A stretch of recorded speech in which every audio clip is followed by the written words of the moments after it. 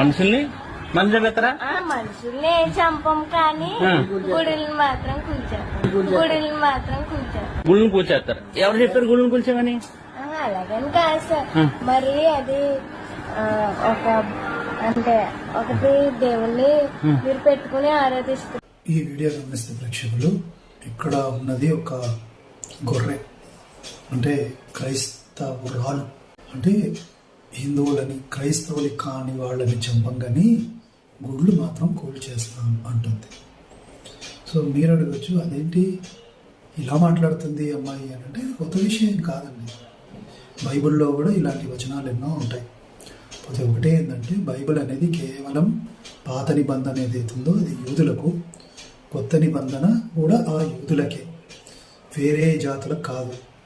problem అంతా ఎక్కడొచ్చిందంటే, ఈ ప్రపంచానికి సంబంధం లేని బుక్ని అందరికి